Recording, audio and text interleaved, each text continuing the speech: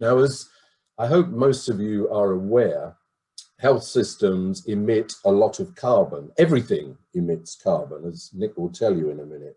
But in Britain, they're 5% of Britain's carbon footprint. 1 in 20 journeys on the road in Britain are linked to the NHS, staff going to and from work, materials being delivered, drugs being delivered, patients coming in, people visiting.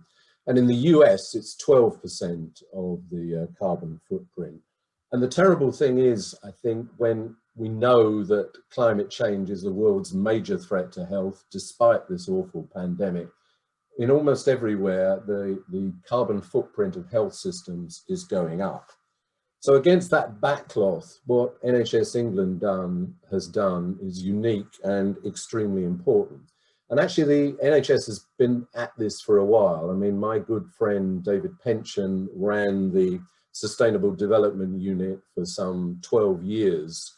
And initially, he had a terrible struggle convincing people that they needed to take this problem very seriously. But I think we've seen a very big change in the last few years. And one of the consequences of that is that Simon Stevens, the chief executive of NHS England, decided it was time that NHS England committed itself to getting to net zero as quickly as possible. And unlike many people who just pluck a figure out of the air, he thought we need to have real advice on how quickly this can be achieved, a real practical plan, not just an aspiration.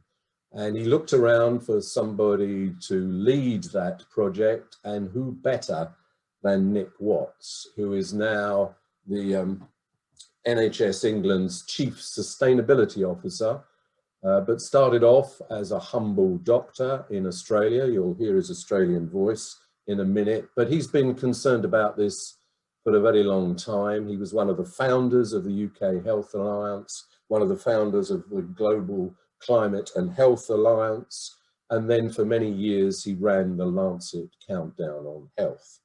But he is now the NHS Chief Sustainability Officer and both the architect of this plan and the person who's responsible for delivering it. Now, how we're going to run this session is that I'll hand over to Nick in a moment, and he'll talk for 15 or 20 minutes, and then we'll have question and answers. And there are two ways that you can ask questions. You can either go to the bottom of the screen and put your hand up, and I will then ask you, we'll unmute you, and you can ask your question, or you can simply ask your question through the Q&A, and I'll select them and ask them on your behalf.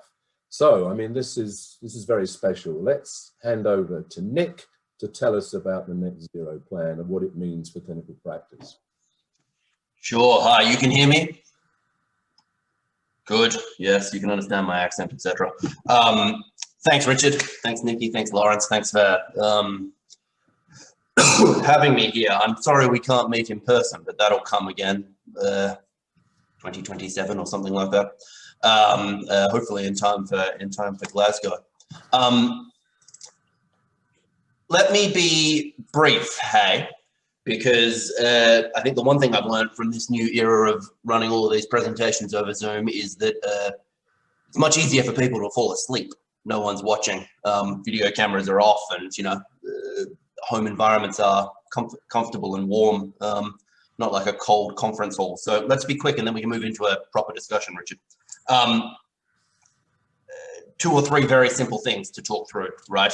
The first is why?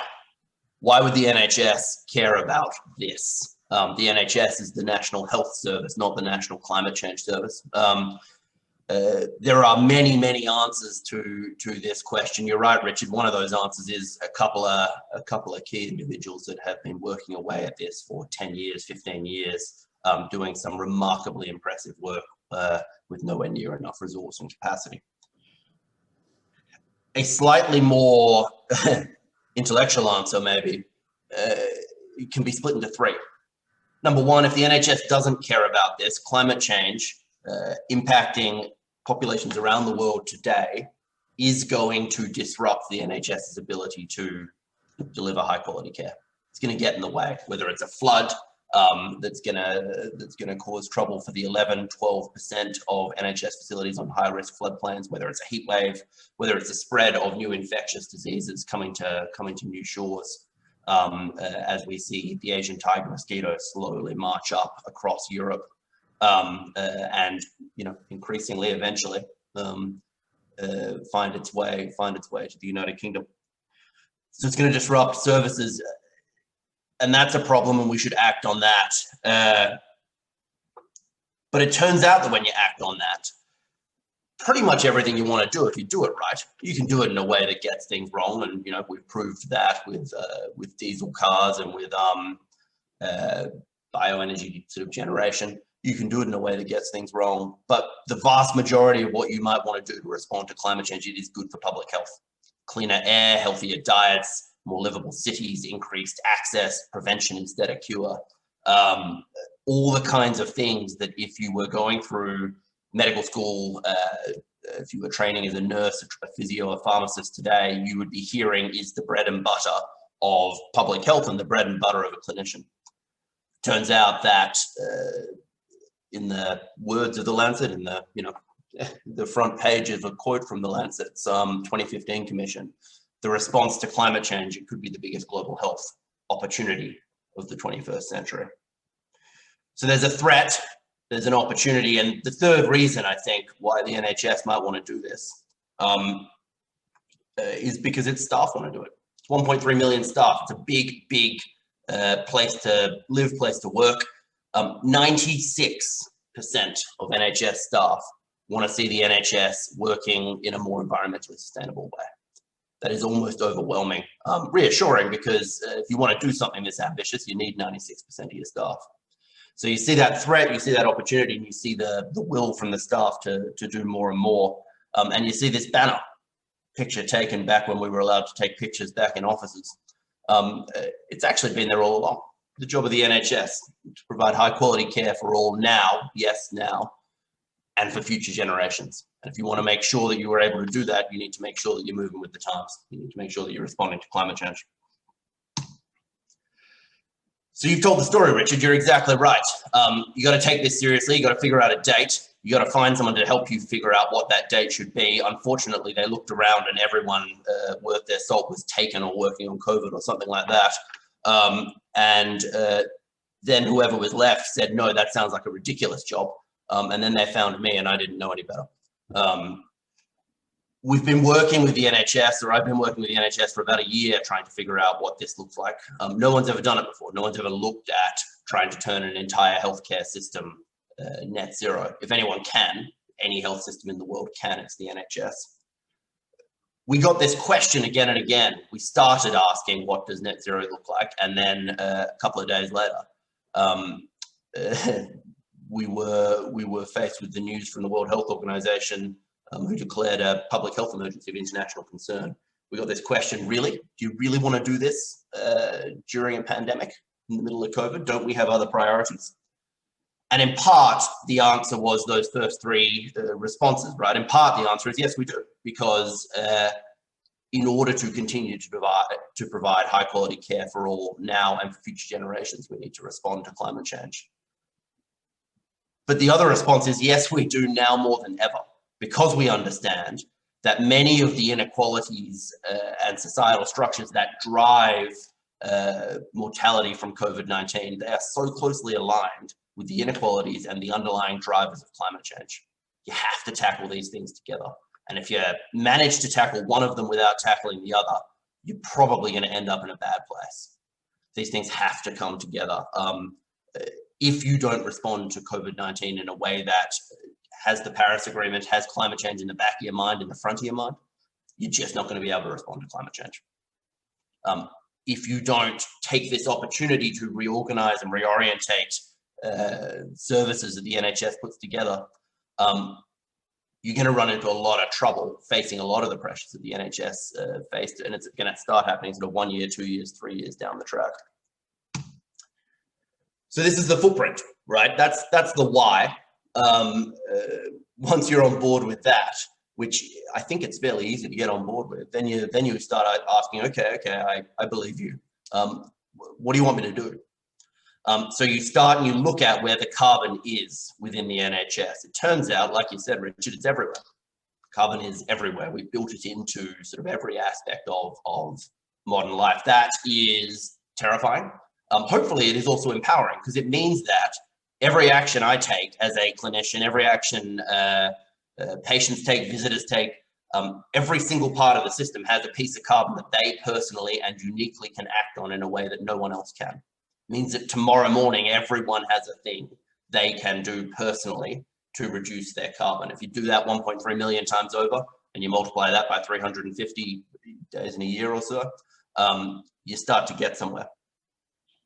This is the rough breakdown. Nothing here should really surprise anyone, I don't think. 10% from sort of buildings and energy, 5% from waste and water.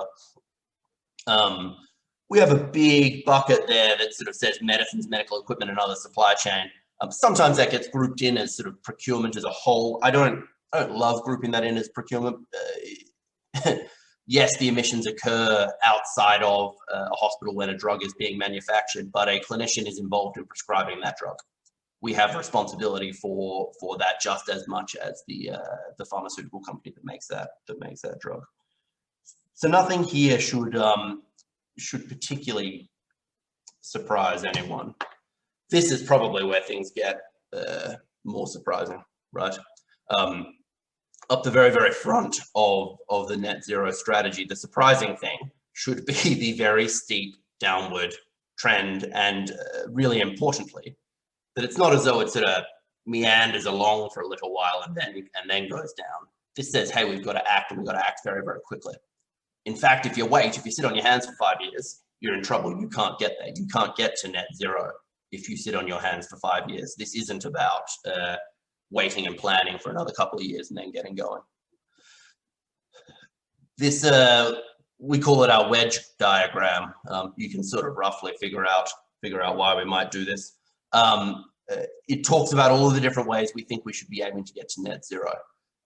For the emissions that we control directly, we're talking about 2040, and we think we can do that. We think we can get, it's tight, but we think we can get to net zero for the emissions we control directly by 2040. The really tough part is the 80% reduction we're aiming for. And we're doing that because 2040 is a long way away. We want to demonstrate we're serious, and we want to get to work straight away. 80% by 2028 at the earliest. That is 7 years away. For the entirety of our profile, and that includes a lot of the suppliers that the NHS purchases from, things that are slightly out of our control, not directly in our control, in some parts, it's a question of whether or not a national government in a different country has shifted its national energy mix. For those guys, 2045 is our net zero target. We think it is ambitious, but we think it is deliverable. Somewhere in the middle of the 2030s, 2036 is that 80% reduction. So attached to all of this, if you go through and read the report, you'll see a whole bunch of interventions, things we think are possible, things that we are going to get on with now, and questions that we have. This plan is inherently incomplete, inherently needs to be built as we go. No one has developed a net zero hospital before. No one has developed a zero emission ambulance. We're going to give it a good crack. No one has built a net zero hospital or a net zero cardiology, nephrology service. So you will see those sorts of things, but you will see probably more questions than you see answers. Hopefully that's okay. I don't think we want to pretend that we know what the health service looks like from tomorrow the whole way through to 2045. I don't know if anyone does. But you'll see things like the purchasing of 100% renewable energy. You'll see things like a commitment that within the decade, no one we purchase from, we will only purchase from, rather, companies that meet or exceed our commitments on net zero and climate change. You'll see a commitment to develop that net zero ambulance, zero emission ambulance. That is more complex than it might think. It's not just a particularly heavy truck. You have to think very, very seriously about new models of how ambulances work, about the charging infrastructure required, about which bases they have, whether they have 1 base, 2 bases, 3 bases, how regularly they need to charge, how many of them you need. Those sorts of things all need to be figured out. The final thing you will see is that we are growing the team, that we're increasing capacity. If everyone has a piece of wood they can touch, I'd appreciate that. But as long as you have a desk or a chair or something, we hope that within the next 6 months, certainly by the end of the year, we'll have at least another 150 jobs out there working within the NHS trying to help us get to net zero. Some of them in London, yes, but the rest of them scattered across the entire country, because this is something that needs every hospital, every GP practice, every ICS, every region, every part of the NHS responding to help you get to net zero. We need that capacity urgently. We need that capacity yesterday. And we're aiming at the moment to get that capacity and get everything up in place in time for COP26. It's coming in early November.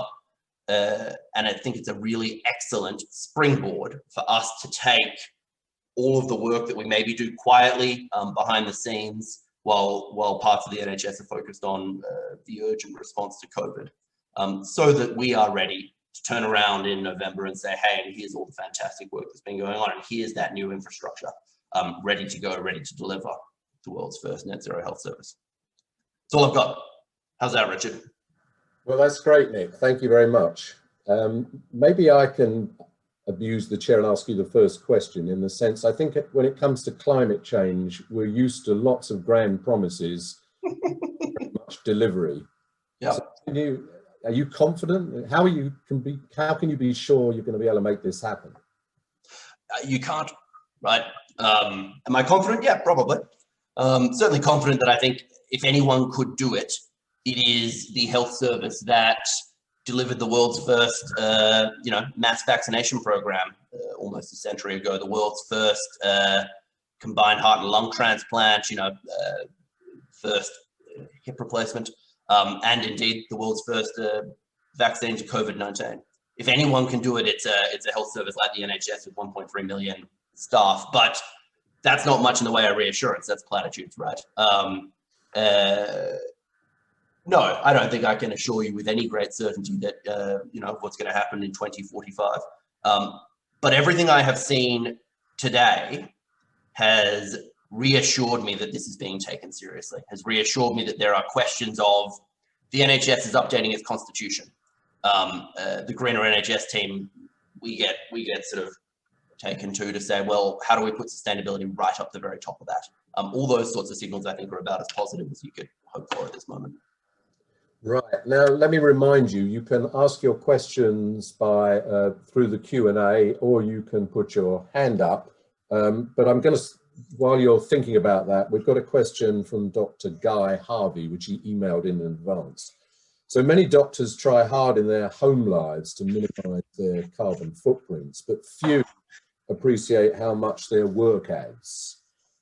Whatever their degree of engagement with green issues, no clinician would willingly choose a more polluting drug over a cleaner one, all other things being equal. We know there's great variation in drug companies' environmental records. How are we going to ensure there is a system where clinicians can see the carbon consequences of what they're prescribing? Yeah, sure. So carbon accounting is complex, right? For so many reasons, figuring out the precise carbon emissions of that drug in front of you is a really difficult thing. The people on this call will know that we've made good progress on certain drugs, and that for the vast majority of them, there is much, much more work to do. To some extent, you can expect from us work to try to start to answer those questions. We would love to know what the top 100 most polluting drugs are and what their substitutes or viable alternatives are. We must make sure there's always a clinically sort of viable alternative. But I don't think I'd accept sort of full responsibility for that. I want to see each of the Royal Colleges figure some of that out for us too, right? We need the psychiatrists to answer that question for themselves. We need the cardiologists to answer that question for themselves. The anaesthetists, I know, have already started thinking a fair bit about that. So some of it is that, and you'll end up with 7 different answers, and that's okay. It's okay to end up with 7 different answers, because this is going to be messy, because the question is a messy question. We can start to think about, and we are starting to think about, questions like to a pharmaceutical company, well, that's fine if you would like to sell us your drug, if you'd like us to purchase it as the NHS, no problems, but we need to know where it came from. We need to know the carbon attached to it, right? So we can start to build some of that in. Can we eventually make it so that it's, you know, it's on a label somewhere? Yeah, we can certainly look at that. But we are still a few years off having the technical answer to the technical question. You still need to know that answer before you can, you know, put it on a label. What about NICE? Is there a role for NICE? Yeah, I would think so. I mean, the good or frustrating thing about a lot of this is that there's a role for everyone. There's no one answer, right? I don't think I would expect NICE to fix all of those problems, but absolutely you would expect to see. And my understanding is that NICE is looking at and looking seriously, although you know, we should all go and make sure they're looking seriously at building some of that into their technology appraisals, right? Building the emissions into their technology appraisals. The good thing about when NICE does it, hopefully, is that they will have a very, very keen and important eye to the clinical sort of efficacy of both drugs, right? That's essential. We mustn't compromise one for the other. But yeah. Good. Well, let's try it. So Aarti Bansal would like to ask a question. Can we unmute Aarti and you ask a question, Aarti? Aarti should yeah. Can you hear me? Yep, we can hear you. Okay, lovely. Thank you so much, Nick, for your presentation. I wanted to ask you a bit about the clinical response. So we would talk, this webinar is about what does this mean for our clinical practice? And I feel like at the moment still we're not talking about that enough. And one of my questions is about the chart that you showed about how we're going to reduce it. So it talks about preventative medicine and reducing health inequalities being part of the way that we get to net zero. And I was really interested to know how we calculated that, given that there's a huge percentage of the current carbon input which is driven through clinical activity. It's not driven through estates.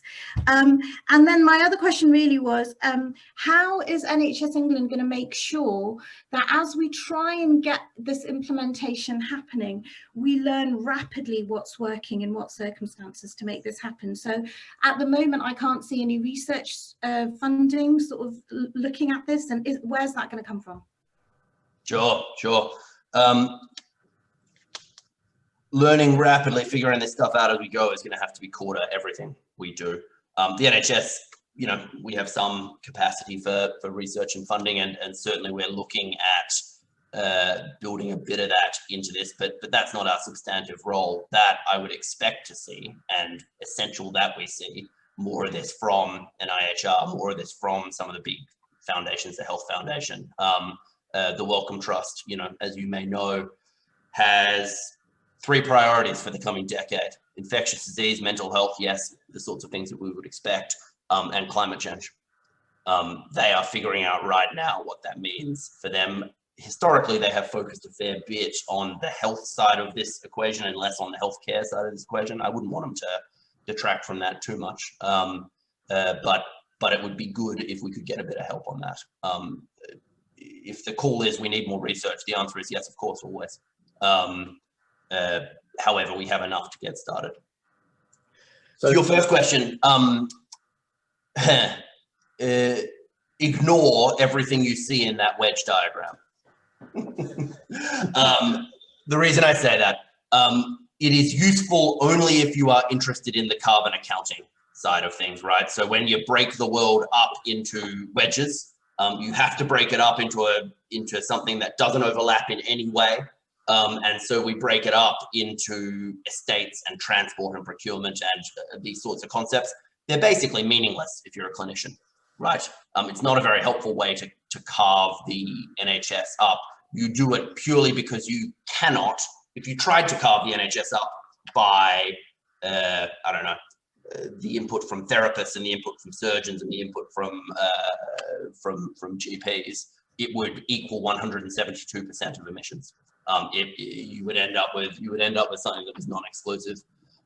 So we cut it up that way because you need to, if you want to hold yourself to account in terms of the monitoring and the accounting.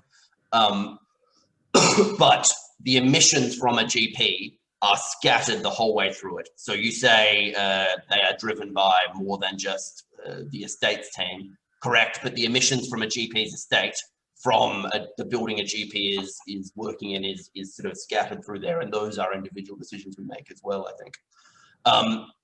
So we have a job to do, and UK Health Alliance on Climate Change, we need a bit of help doing that job, right? Translating this into something that is more meaningful for clinicians.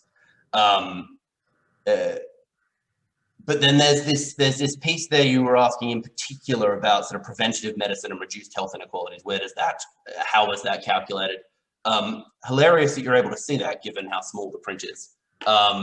But it is complex is the answer. You end up in this really interesting, somewhat circular discussion about whether or not all of the preventative health and all of the public health in the world could ever reduce the demand of on the NHS, could ever reduce healthcare, just at a hypothetical, theoretical level, right? The answer is don't know. The answer is sort of maybe, depending on how you ask the question, depending on whether you asked it on a Wednesday or a Tuesday.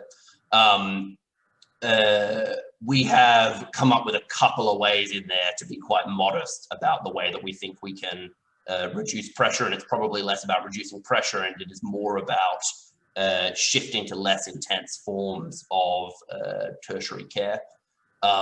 So if you wanted to be more generous, you could say, oh, no, you know, by investing in public health and primary care, we can reduce the emissions by 50%. We didn't do that because we didn't want to get to 2045 and realize that we hadn't quite been as you know, successful as we had hoped. I hope that answers your question. It certainly, I tried to. Thanks, Nick. Here's a question from someone who doesn't give their name, but I think it's a key question. How will you educate people in the NHS about the impacts of climate change on health and what they can do? Yeah, that is 2 ways, no, 40 ways, but the 2 things that come to mind, one is the different training bodies we have out there, right? Whether it is Health Education England, whether it is what we expect to see from the GMC, the NMC, GDC, and the Royal Medical Nursing Colleges and universities, right? Everyone there has a role building this into all of those different parts of practice. And some of it is very broad in terms of a broad, expansive understanding of climate change, and some of it is very, very specific. What does this specifically mean to my scope of practice? The other answer, I think, is that, you know, each individual has that responsibility, and you would expect or hope that we go about teaching ourselves some of this. You'd expect or hope that as, you know, we engage in quality improvement programs as clinicians throughout the health service, we are learning as we go. And we teach ourselves a bit of that along the way. There are lots of different options out there, and I think we are working with quite a few of the different ALBs, arm's length bodies, to try to pull that together. There's an answer that I keep giving in response to some of these questions, Richard, and you can tell me if I'm wrong or right. I keep it's not absolving myself of responsibility, but it is reminding myself and everyone that this is not just one person, one team's, one organization's responsibility, right?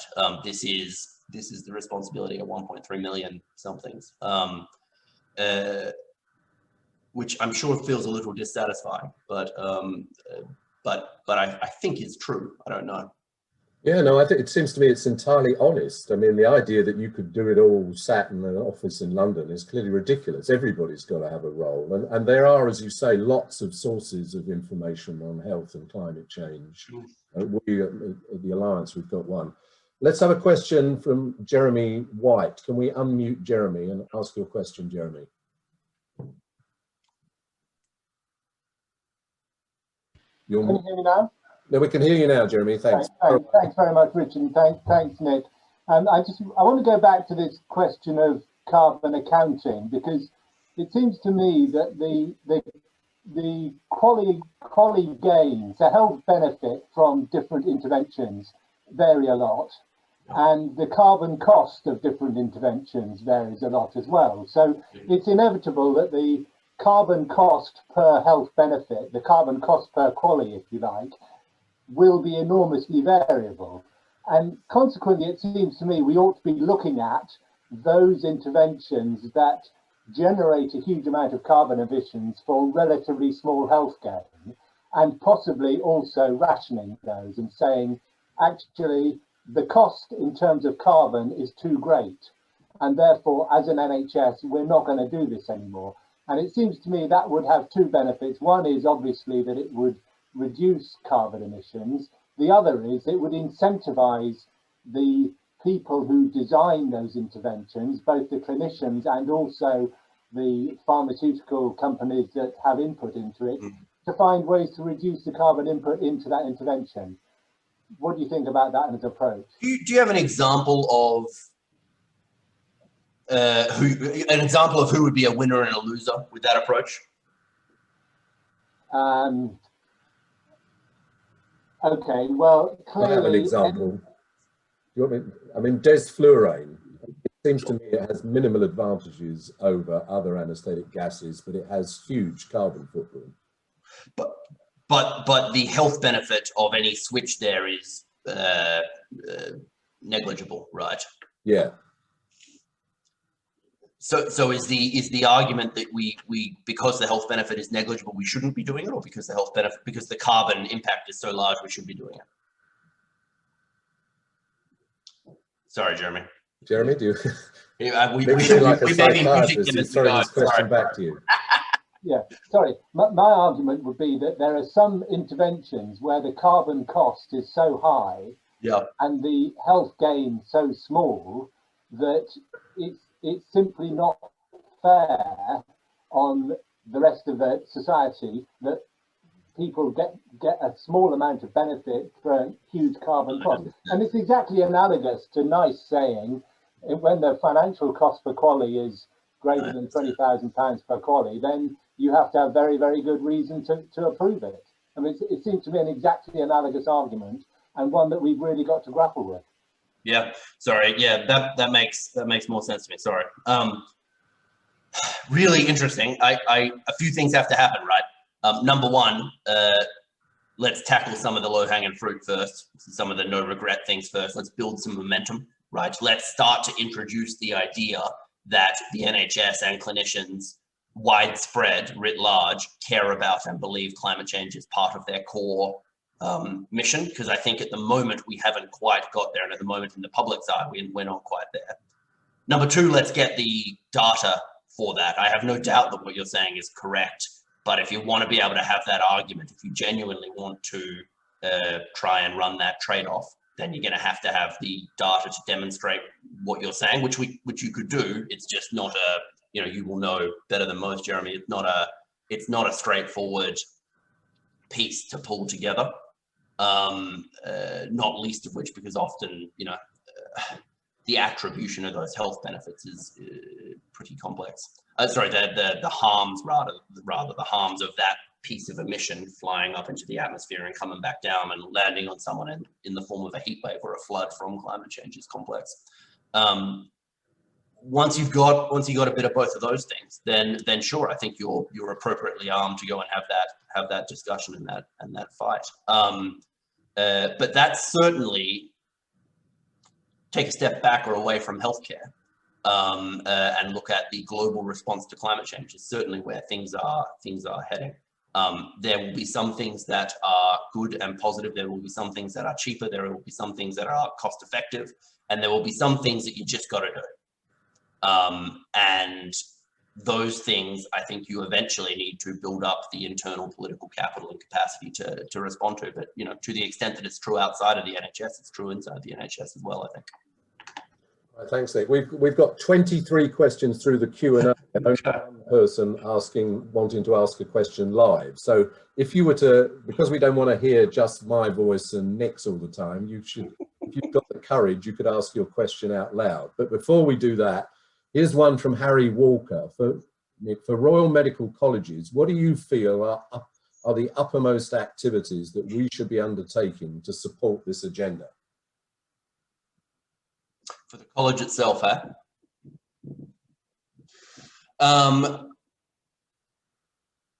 Good question. and Richard, I'm going to ask you what you think about this as well. I would suggest that for each of these specialties we have in place, we don't yet know what each at an individual level their early low-hanging fruits are. We know it for sort of half of the specialties out there maybe, but not for all of them. And I would almost suggest, please take a look at that net zero report, understand the ambition and the scale and scope and pace of change, and then try to interpret that into 5 things that your college can do. But they should be things that every clinician, every obstetrician, or every nurse, or every surgeon can do in their clinical practice on a day-by-day basis. I'm constantly reminded and impressed by the work that the College of Anaesthetists and the College of General Practitioners have done on some of this work. But Richard, do you have a better answer? Well, let me just say, I mean, one thing I would say is educate their members. It's back to the earlier question. The second thing is put their own house in order, because I think you speak with a lot more authority if you put your own house in order. So disinvesting in fossil fuels, making sure that you have a plan to get your institution to net zero. But probably the most important thing is relevant to this webinar, getting to the clinical nub of it. So for example, we're setting up a net zero surgery working party, which brings together the surgical colleges, the anaesthetists, the obstetricians, we hope the dentists. And I think if surgeons themselves say, this is what we need to do, because as you'll agree, the easy bit to some extent is deciding what to do. The hard bit is getting it done. And I think if surgeons are talking to surgeons, it's more likely to happen than some bearded bureaucrat in London. So let's have... Can I add one more thing? Sorry, yeah, Richard, that you are too modest to say. The UK Health Alliance on Climate Change does some of the most important work on this topic in the country. Take a look at its membership page. If your college is not a member, go and ask them why. How's that? Also, I'll come back to this as an end. As an individual, you can sign up to our campaign. Let's have so Charlotte Monro has been very patient. Let's have a question from Charlotte.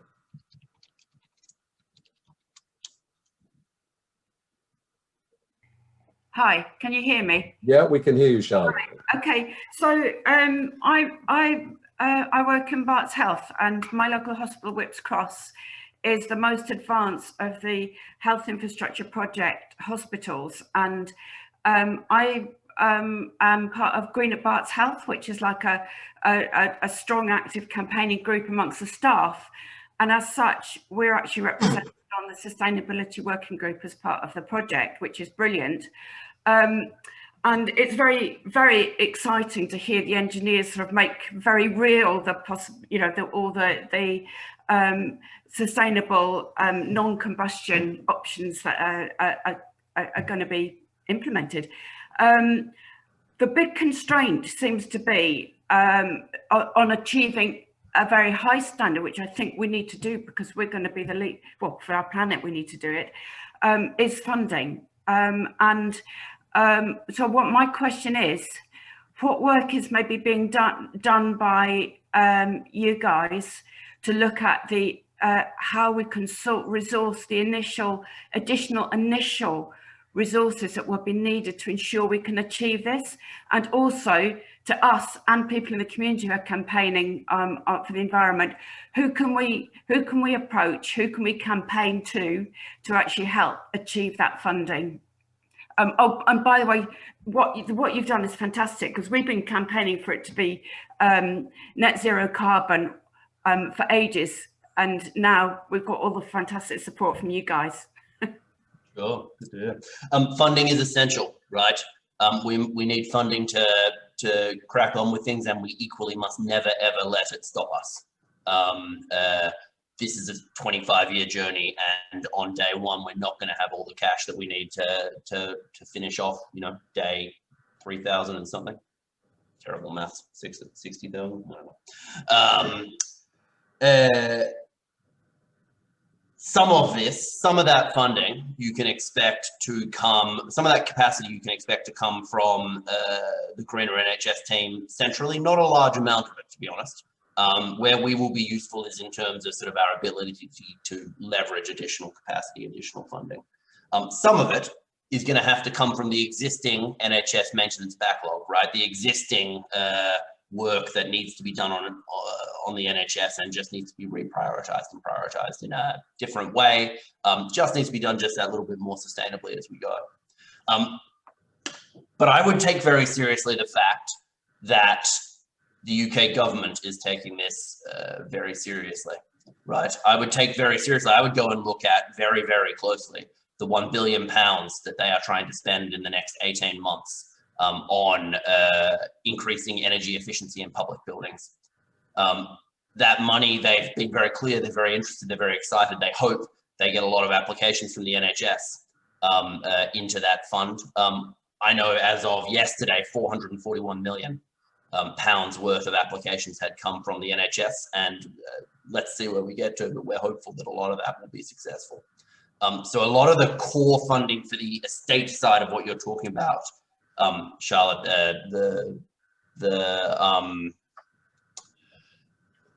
the big expensive ticket items that are essential, don't necessarily deliver an enormous amount of carbon reduction, but are an essential part of what this looks like going forward. I think we're going to have to expect to see coming out of the funding that you would hope to get from basically the Climate Change Act, the ability of the United Kingdom to meet its own commitments there. We are a pretty attractive shovel-ready place to put some of that funding, given the size of the public estate held by the NHS. Certainly, that's their words, not mine. Good, thanks, Nick. One thing I want to say is we've got a lot of questions here. We will capture all of these questions and maybe put them up and get Nick to answer, because we're not going to have time to answer them all now. And also, I should probably have said this earlier, maybe you could say who you are and where you come from when you ask a question. So next, it's your turn, Jacob Krzanowski.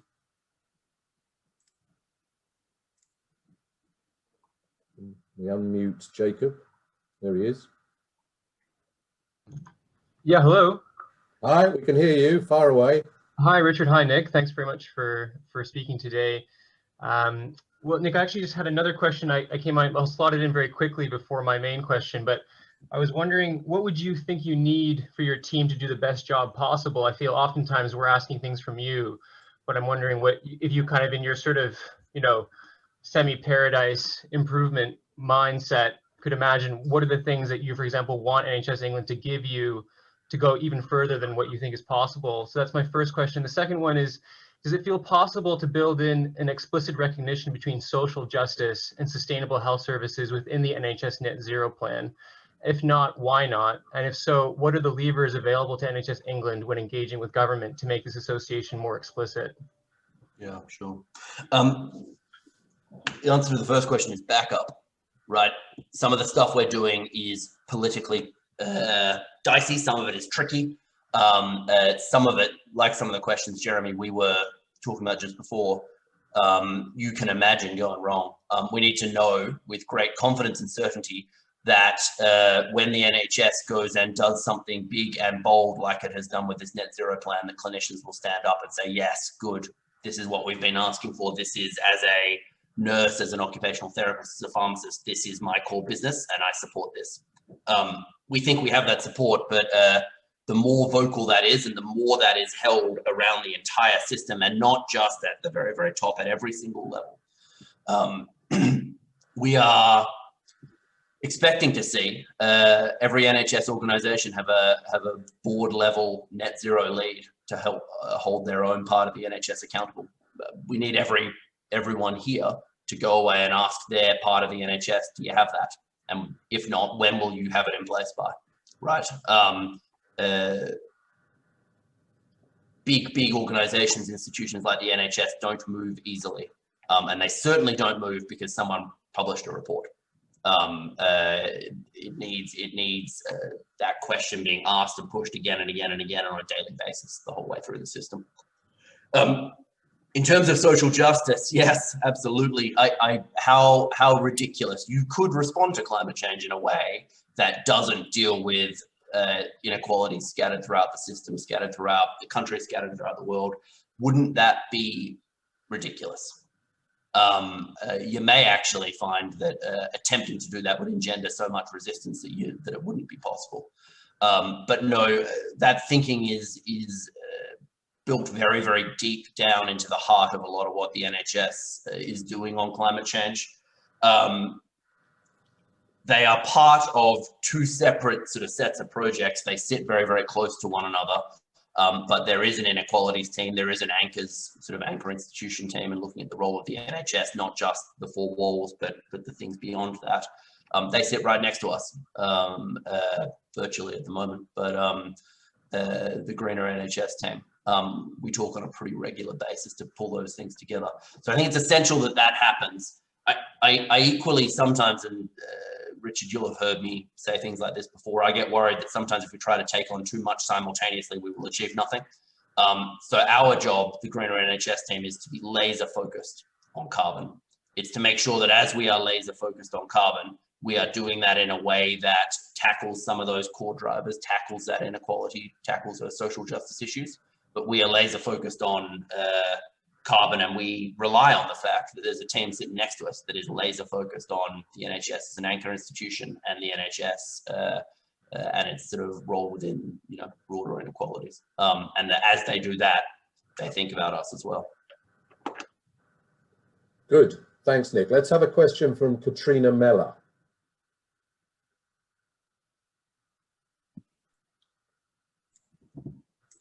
Yeah, unmute, Catriona, and we'll be able to hear you. I can see you're muted. There you are. Is that better? We can hear you. Tell us who you are and ask a question. Hi there, I'm Catriona. I'm a child and adolescent psychiatrist. Thank you both for this presentation and all the work you've been doing over the years. My question's about nature-based solutions. So coming from the perspective that we know in order to tackle the crisis, we need to focus on that as well, rejuvenating our green and blue spaces, as well as the reducing of waste and pollution and emissions, because those solutions capture carbon, as well as all the other benefits they have, such as protecting against future climate risks and the manifold benefits on physical and mental health. I've also, when it comes to education and engagement of other clinicians, I've found this quite almost an easier way to engage people in the whole conversation. So I was just wondering how far up the priority list are nature-based solutions, such as greening our NHS sites, supporting the NHS forests, supporting green care initiatives. Can I ask why you think it is, why you found it easier, right? What do you think it is about that gets clinicians interested or involved?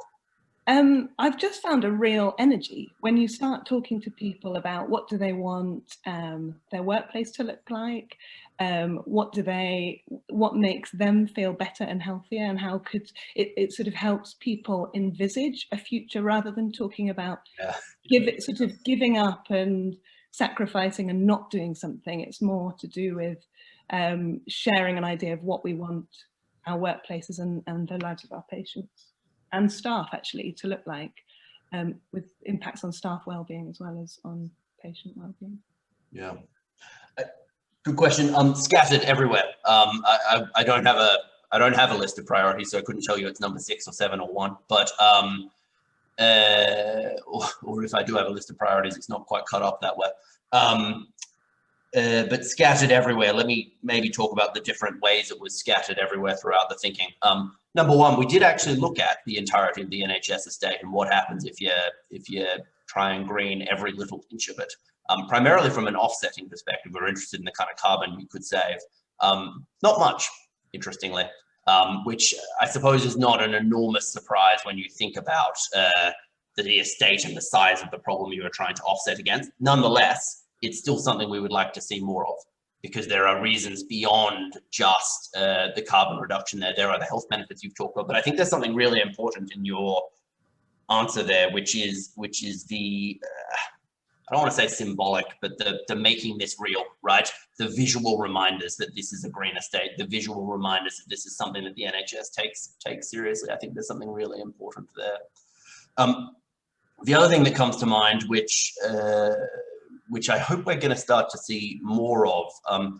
Richard, your friend and mine, Helen Stokes-Lampard, was sitting on the expert panel with us. She was the chair of the National Academy of Social Prescribing, among many other hats that she wears. With Helen, I know the NHS has pulled together this new social prescribing sort of strategy. It's being piloted, scattered out across the country. One of the 4 tenets of that, right, it looks at sort of different things that you can do around social prescribing. One of them is nature-based. One of them is sort of green social prescribing, looking at trying to create spaces locally for people, but then also give them access to that and encourage them to have access to that through, you know, through their health providers. Those are the kinds of things I think you'd like to see. The other obvious area where nature-based solutions probably gets talked about the most is in that adaptation response, right? Is in the response to sort of heat and flood. Thanks, Lou. I mean, as you're probably aware, Catriona, the Centre for Sustainable Healthcare has got a big grant to encourage the NHS forest. Yeah. Atkinson, your turn.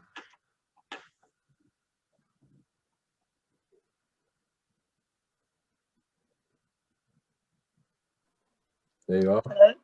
Yeah, you hear me? fire away, Sue. Hi, thanks, Nick. Delighted by all you're doing, and all UK Hack is doing, so well done both. You talk a lot about hospitals and hospital-based services, and I understand that because presumably that's where the maximum carbon footprint, etc., is.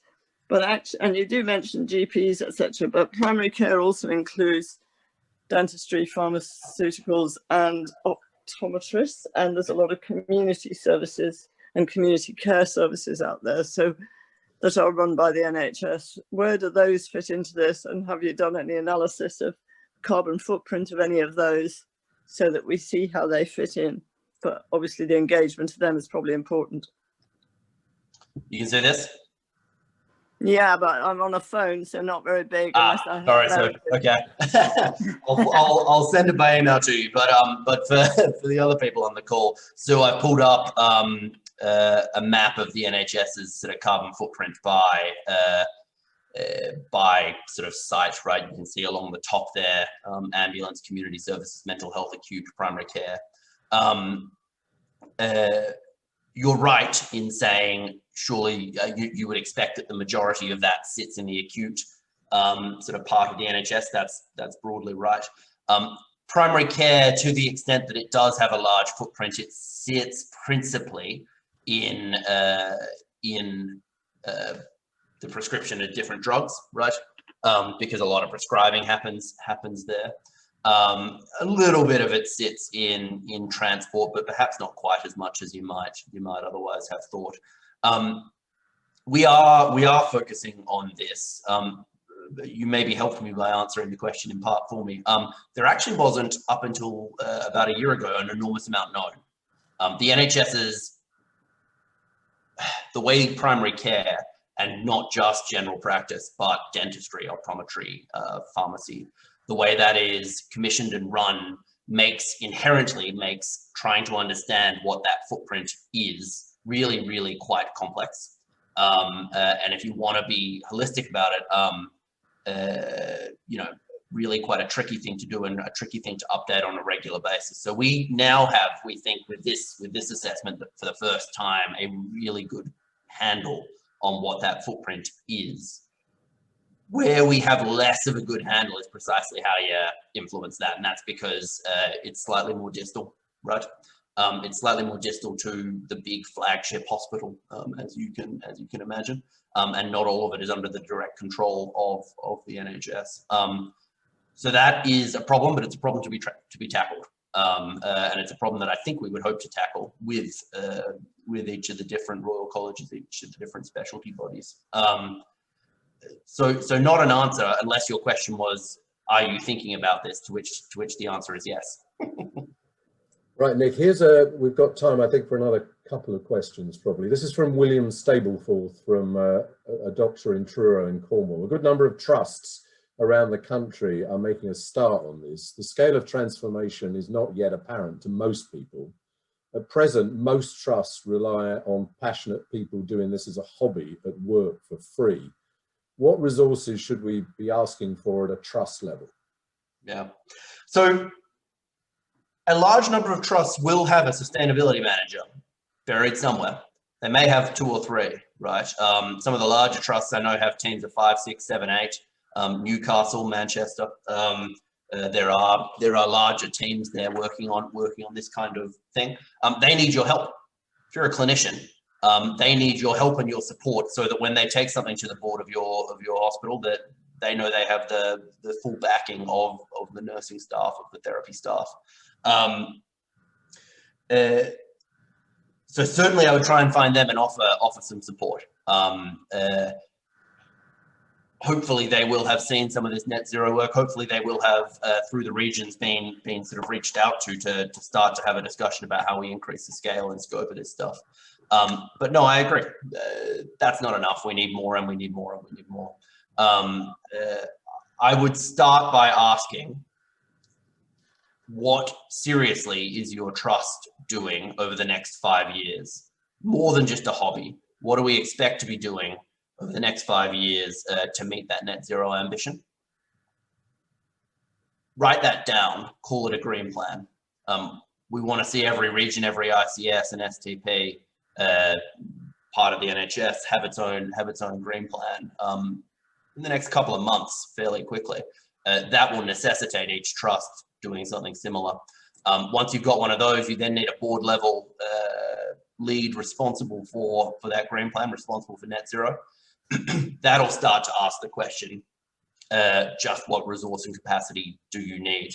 So please do all of that, but don't let that stop you from doing something physical today to further reduce your carbon. We don't need to enter into a year's worth of planning in order to start doing things today. There are already low-hanging, no-regret fruit out there. Last question from the audience, Nick. Is there any progress to report? Good question. Plenty of what you might call proxy indicators. Hey? I came from something called the Lancet Countdown, which tracks progress on health and climate change. I learned over the years at the Lancet Countdown, my time with the Lancet, that getting good, reliable data on a regular basis that lets you day by day update progress is very difficult. So instead you rely on proxies. So no, I don't have tons of carbon reduced in the last 3 months since the report was published. What I do have is, Nick, there has been a reduction over the last 10 years. Yeah. Oh, yeah, sure. So what I do have is proxy indicators for those 3 months. And there I can say, yeah, some really, really exciting progress. For the first time, we are now seeing very, very seriously each region come to us and say, we want to do more. How can we do more? We are seeing the ambulance team, the medicines team, the procurement team, all the different parts of the NHS saying, this is now core. How can we do more? Those proxies, I think, are important. When it comes to, yes, the last 10 years, sorry, an enormous amount of progress. Not enough progress, but an enormous amount, and something to be proud of, I think. Some of that came for free, right? So depending on what you believe, if you read the report, you'll see something that tells you somewhere between a 50 to 60% reduction in direct emissions since 1990. Some of that came for free because it came from things like the Montreal Protocol and the phase out of certain gases in the early 90s, and it sort of just happened by itself. But not all of it. Some of it came with some really impressive work from those sustainability managers in those trusts from the Sustainable Development Unit. There, I think we've seen about 26% of the entire carbon footprint reduce. That's nothing to sneeze at. And it's certainly moving faster than I think I've seen from any other healthcare system around the world.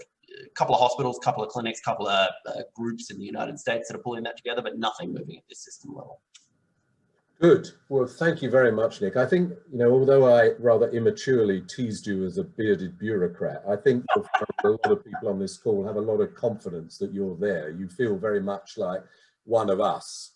So thank you very much. I mean, this is, as you've emphasized, is a long journey, but I think it's a rather exciting one, because there is potentially a great ending. We have a sustainable NHS, which I'm not sure we have at the moment. We create a future for our children, and I think this issue of social justice came through again and again, and that's not just within this country, but globally is going to be very important. And I think you've made it very clear that it depends on all of us. It's not down to you, it's down to every single one of us to change. And in that spirit, I would urge people to join. You can go to the UK Health Alliance website, here it is, and sign up and join our campaigns, be part of writing to your MP, etc. So let me end by thanking Nick very much for taking time out to do this. And thank you to everybody who attended. I mean, interestingly, virtually nobody left as far as I could see, which I think is remarkable for these things. So thanks very much, Nick. And we'll do something like this again someday. Thank you. And thanks to Nikki, Lawrence, and everyone at the Alliance. It's Yeah. impressive, important.